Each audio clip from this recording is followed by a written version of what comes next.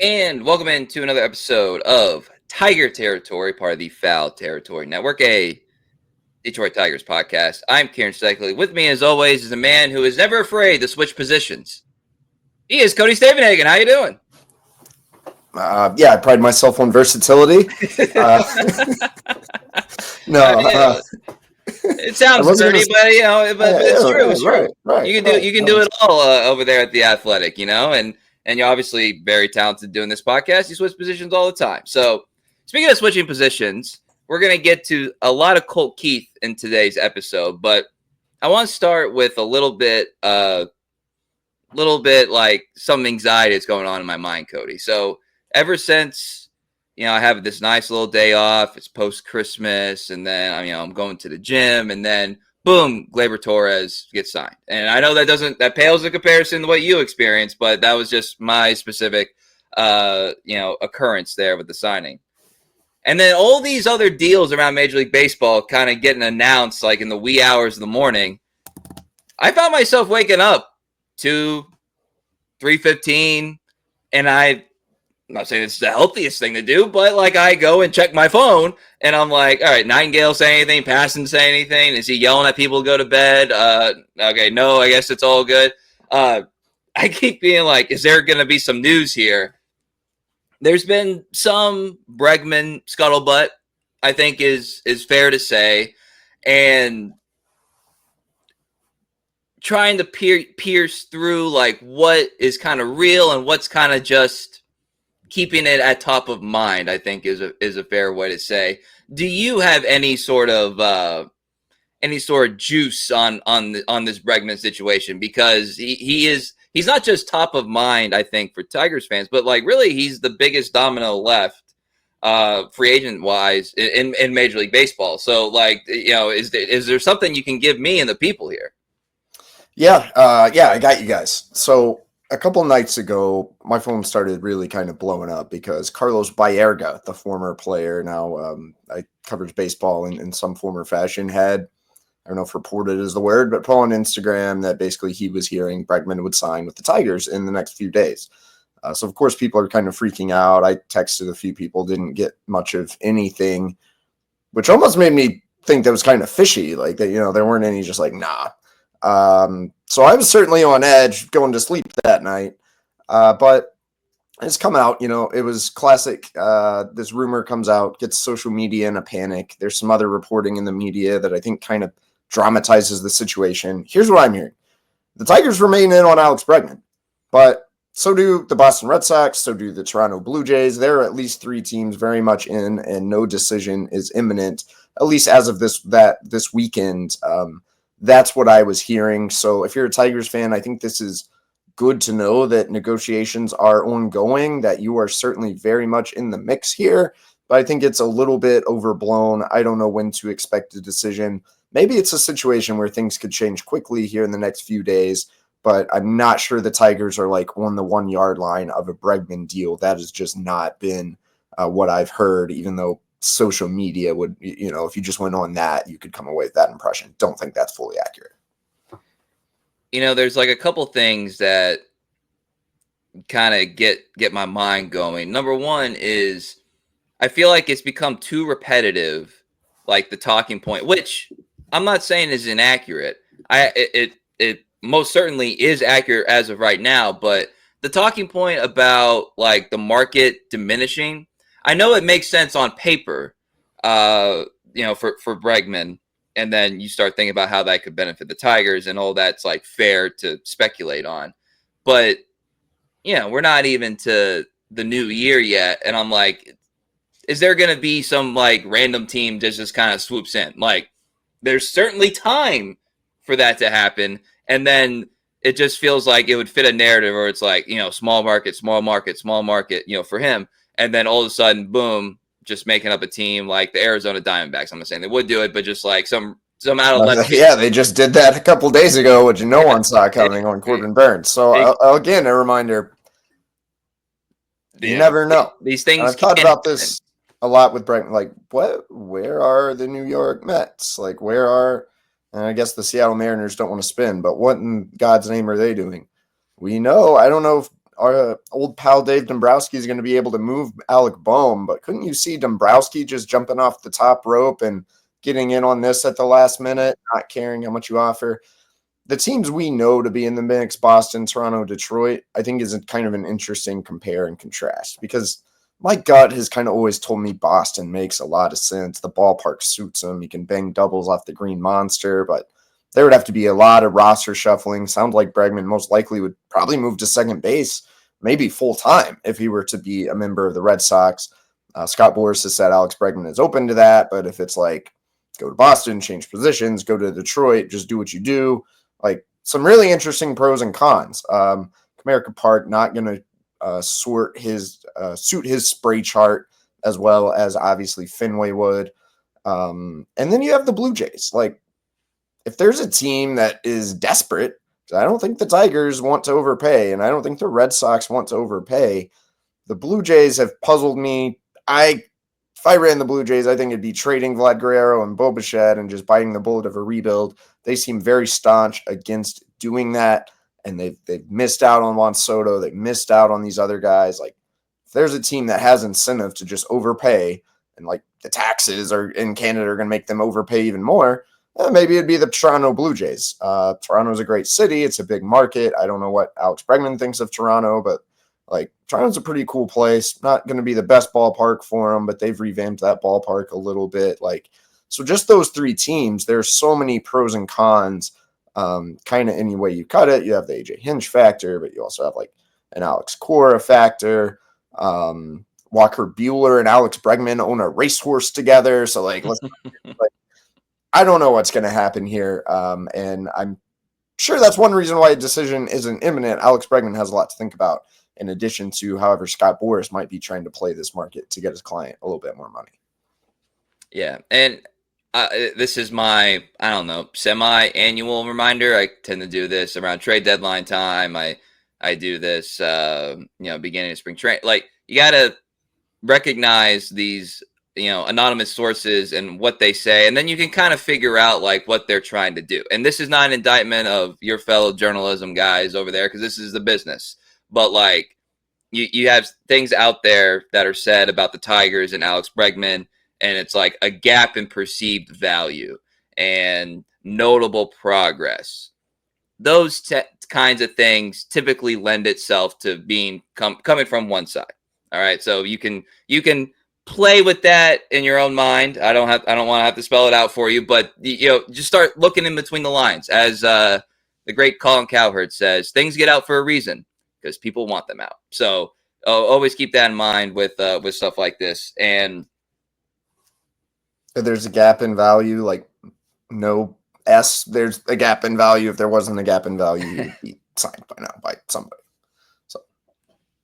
Kind of how negotiation works. Alex Bregman still makes a lot of sense for the Detroit Tigers. We have a lot of other topics to get to. One thing I keep throwing around in my mind, though, is just like, what if they don't get Bregman? What is the next move? We talked about like alternatives at third base and infield, and we never even mentioned the name Gleyber Torres, so we were very wrong. I keep coming back to a name I did throw out, Randall Grichuk. He's an outfielder. I almost think that may be a better pivot for the Tigers than trying to, unless you're able to trade for an infielder.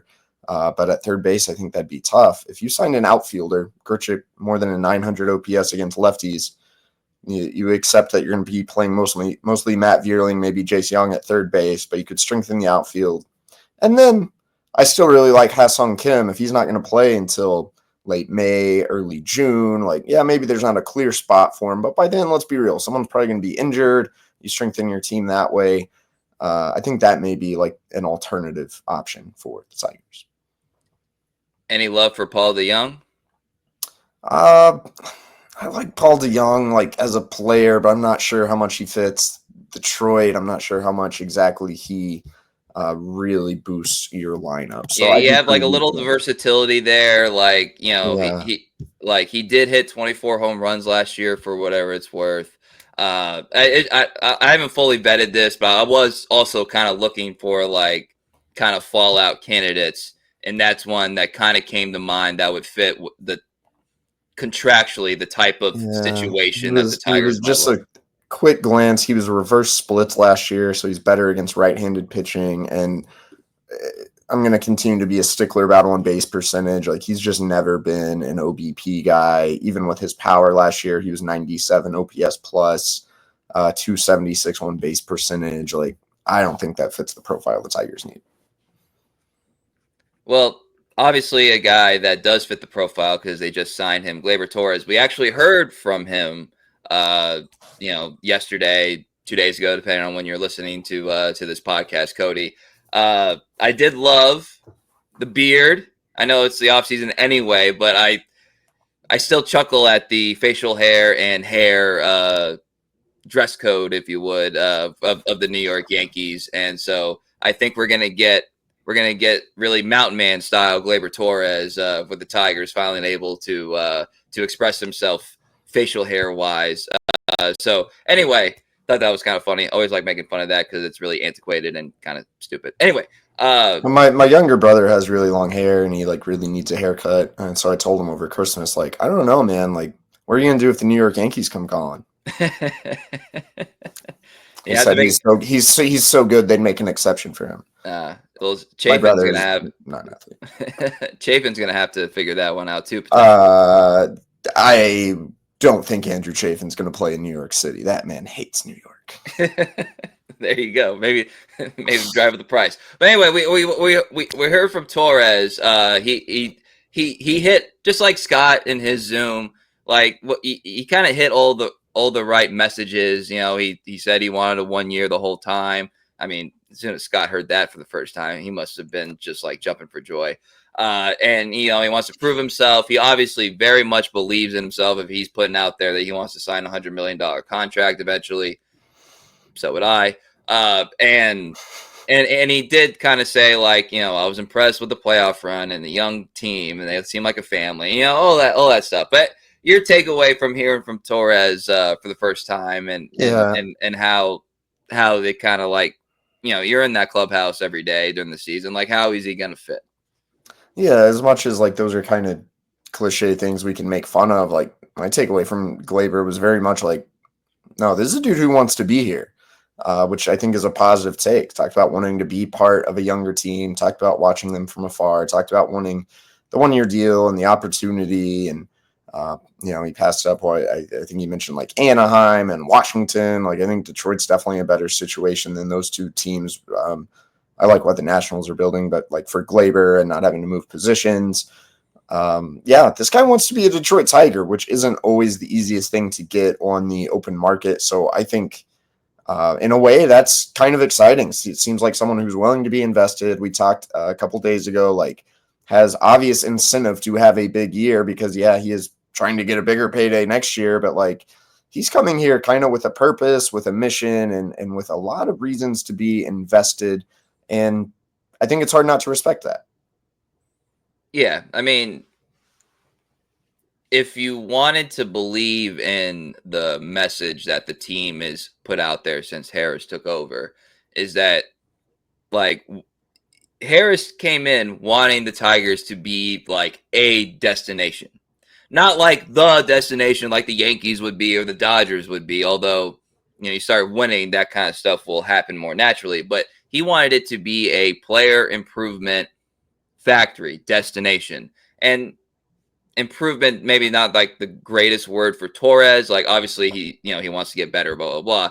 But he's not like a reclamation project. He's just trying to reaffirm like his status in Major League Baseball. And you can get talented guys. I don't like using the term like former All-Star. That was like Ron Gardenhire managing the Tigers. It was like that long ago. Feels like forever ago. Former All-Star. You want to get guys that are still, in theory, in their physical prime that have something to prove. And then Scott Harris says it, and then Gleyber Torres says it, and then the fact that he basically found the situation that most ideally suited him. It wasn't just a money grab, because sometimes these 1 year deals are like, all right, well, I'm not going to get anything in multiple years, so I'm just going to take the highest bidder. Maybe the Tigers were the highest bidder, maybe they weren't. I have no idea.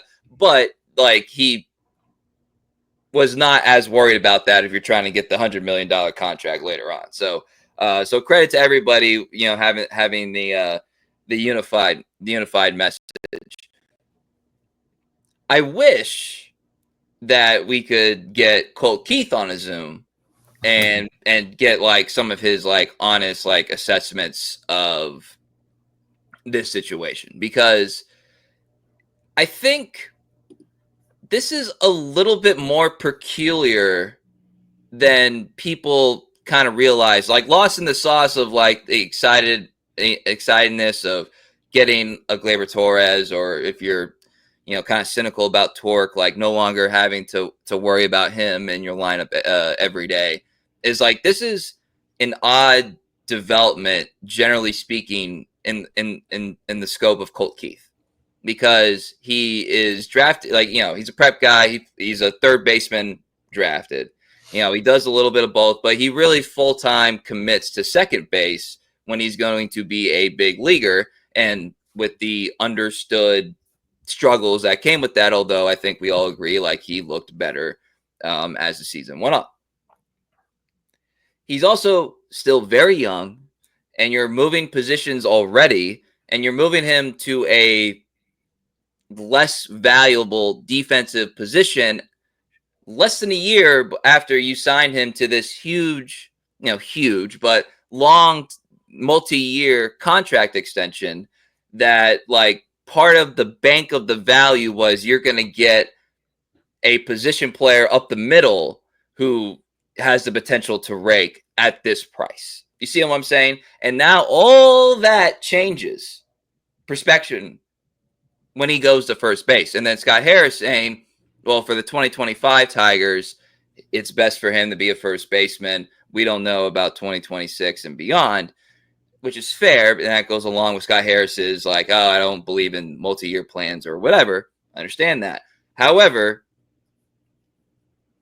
it's not that common for below average defenders to go to first base and then go back to like something like an up the middle position.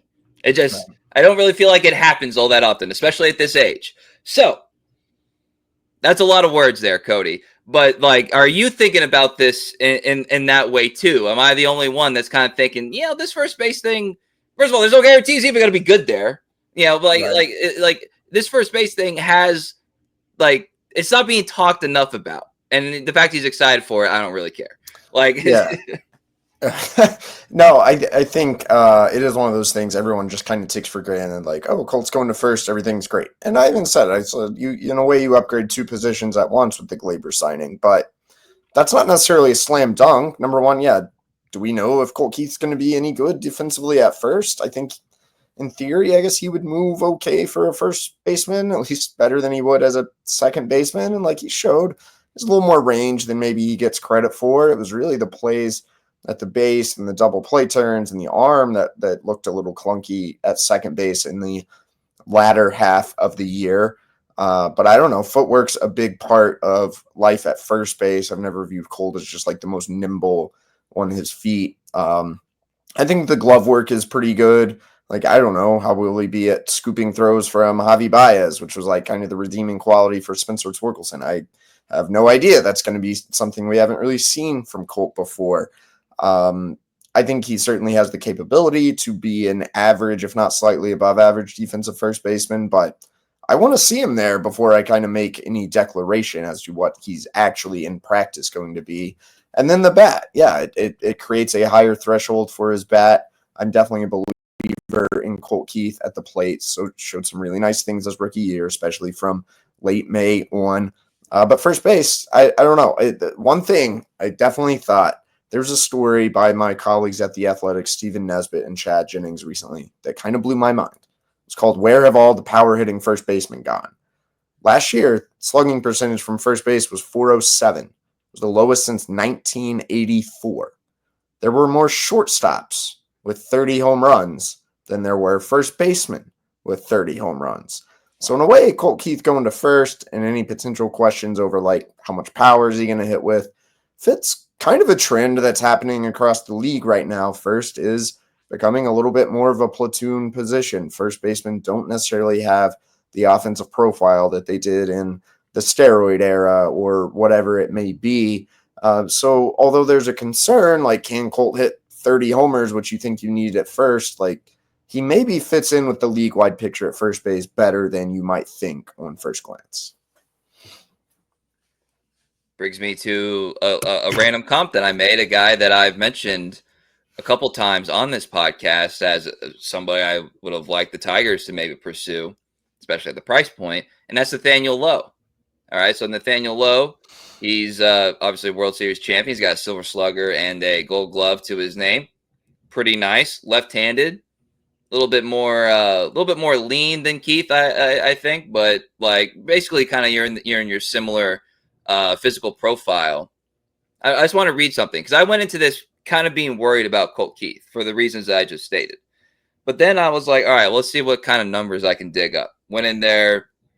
The numbers will tell me how I feel about this. Fangraphs has a projection for Colt Keith: 264 batting average, 15 home runs, 61 RBI, with a forward like 19 slug.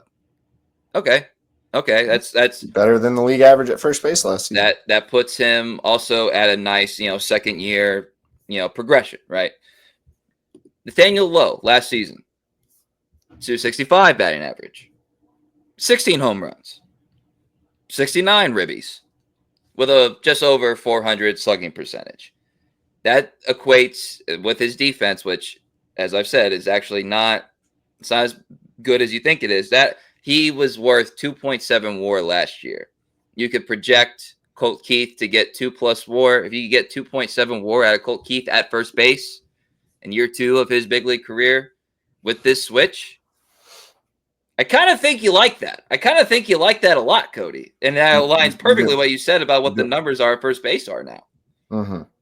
That's a really interesting point. Another stat from that story: 7 of the 15 worst offensive seasons in the history of first base have happened within the last 9 years.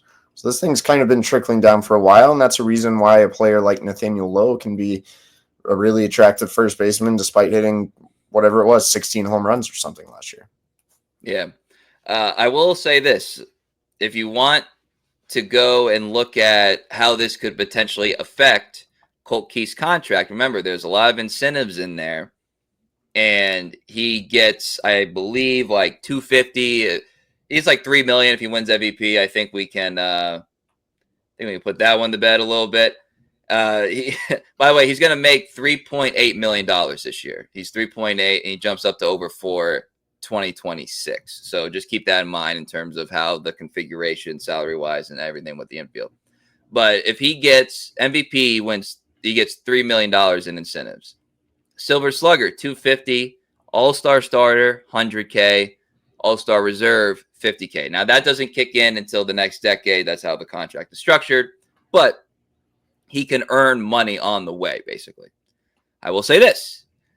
It's probably going to be harder to win Silver Slugger at first base. When Nathaniel Lowe did it a couple years ago, he had 27 home runs, just a little perspective. You also have Vlad Guerrero in the American League.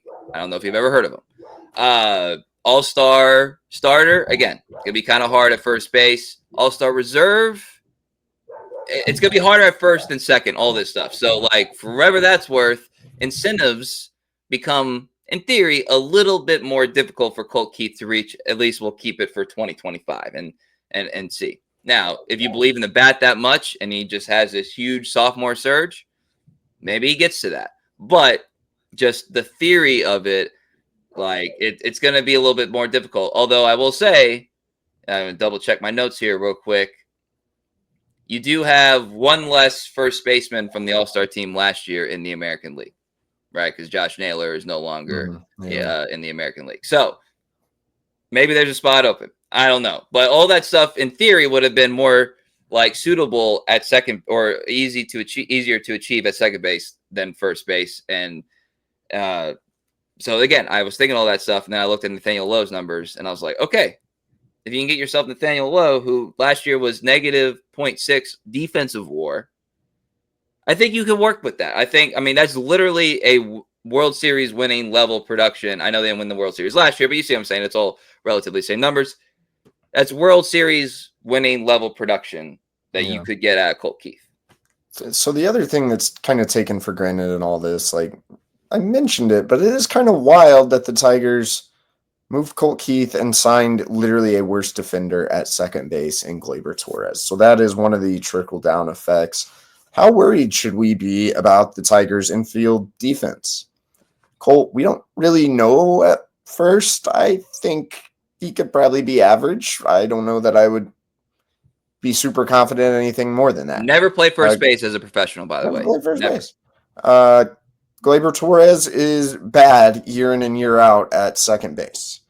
Javi Baez, Trey Sweeney, you can feel pretty good about that. I mean, we'll see how it all shakes out, but you can feel pretty good about that. And then we don't really know who is going to be your third baseman. I guess there's another reminder. Wouldn't it be nice if you could add a Gold Glove infielder to the mix? But if you miss out on Bregman and you're playing Vierling, who's a better outfielder than he has a third baseman, and Jace Young, who the Tigers don't seem to have a ton of confidence in his glove at third, you're looking at an infield defense that is not very good. And you just signed a pitcher in Alex Cobb that you loved in part because of a super high ground ball rate. So I do wonder what went into the calculus there, what made the Tigers willing to take on another poor infielder in Gleyber Torres. Has been a concern mounting for a few years in a way. Maybe it's alleviated with Colt moving to first, but I think it's still fair until we know for sure what's going to happen at third to be pretty concerned about the Detroit Tigers infield defense.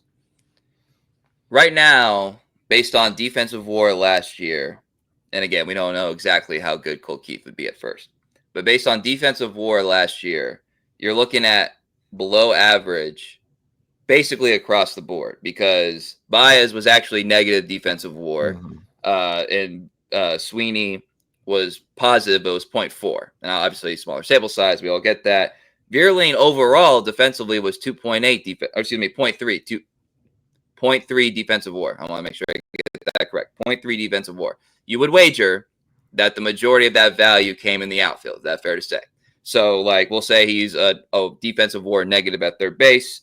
Young, everybody knows how everybody feels about Young. He was negative 0.6 WAR. So, like, you're looking at below average defensive WAR everywhere across the infield. I'm not including catcher or pitcher for whatever it's worth, but like the infield spots. So like that's a concern. That is a concern. Now, if you bring in Bregman, all of a sudden, like that solves a lot of cases. But we're gonna have plenty of time. We talked about Bregman a lot. I just have to mention this about Jace Young because he's a butcher in the field. Everybody he's a bad defender. Sometimes people even say he's a terrible defender. Like that is his reputation.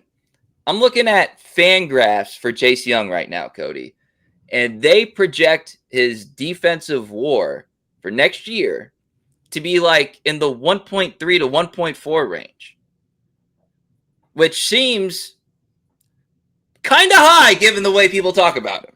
So I don't know what that means. I don't know how they're projecting into all that stuff. I'm just telling you what the number is saying in front of me right now. Because if you could get 1.3, 1.4 defensive WAR out of Jace Young, yeah, maybe you don't really need Alex Bregman if you really believe in his bat. You know what I mean? And Young's bat. So that's just an odd thing. But I will say also, offensive WAR though for this infield is pretty top notch because you're going to get 2 out of Keith. You're going to get 3 out of Torres. This is just based on last year's numbers. You know, you're a positive for Sweeney. You're a slight positive for Young. Vierling is a 2.8 offensive WAR guy. I know that's, positionally, blah, blah, blah. You understand that. So, Baez obviously negative. You don't really know about Baez. You put Bregman in this infield. All of a sudden you have like a 10 offensive WAR infield. I went and looked at the Yankees lineup. It's not a 10 offensive WAR infield. Maybe that'll change with some moves. But all of a sudden you might have one of the better offensive infields in the American League, which seems like something you might be able to work with. And we talk about all the time about, especially considering your bigger strength is probably the outfield. Yeah, but then you could wager like, is this a sign of like a slight pivot for the team where it's like, back when you had nobody that could hit, you had to be really, really sound, maybe even aggressive, maybe too aggressive on the base pass. You had to be really fundamental defensively. Now, if you can get more bats, you kind of like the trade-off is happening before our eyes. Like that, the argument I'm just saying is out there to be grabbed if anybody wants to take it. And then I'll just add one more thing, Cody, too. The most pressure of somebody who wears a Detroit Tigers uniform, in my opinion, as of right now, is Joey Cora, because you got to get Colt Keith going at first base. You gotta improve Gleyber Torres, because that's part of the reason that he's coming here. And then you got to get Jace Young going, maybe. Depending on what other signings happen. And then you still got to coach up Trey Sweeney. He's young enough to be coached up. And then you got to squeeze whatever juice you can get out of Javier Baez. So a lot of pressure on old Joey Cora. Just saying. So that's why he makes the big bucks. Yeah. Maybe we'll be talking less about his third base decisions and more about no, probably not. We're still going to talk all about his third base decisions. I wish we actually, if there was something that we could point to as easy as a third base send for like coaching infield. I can't believe Joey had him backhand that. I can't believe it. It's all Joey's fault if someone plays themselves into a bad hop. Yeah. I think that'd be pretty irritating. But the makeup of this team is still very much in flux. But when I write down offensive war, it does make me think, all right, maybe Cody's gonna have a little bit more excitement when he's at Comerica on a day-to-day basis than what he's had the majority of his time covering the Tigers. Well, we will see. Still some unanswered questions ahead, and slowly gaining some information, gaining a better picture of what next year's team is going to look like. But man, we're less than 2 months away from spring training, and still a lot to sort out. Still a lot to sort out, but a lot to grab onto. So thank you, the Torres and the Tigers, for giving us some juice on this pod, and thank you everybody for listening. This is a holiday week. It's still a holiday week, and so like I want to thank everybody for making us part of your day. You can listen to us on Apple, Spotify, wherever you get your podcasts. Be sure to subscribe to us on YouTube. We're slowly climbing that a little bit, and the more subscribers we get, the better. The OGs like us. That's what the kids are calling it now. The OGs, and we can spread our message far and wide about the Detroit Tigers. So I want to thank everybody for listening and subscribing and following along with us as we head into a new year. So for Cody Stavenhagen, I'm Kieran Steckley. Everybody have a great week.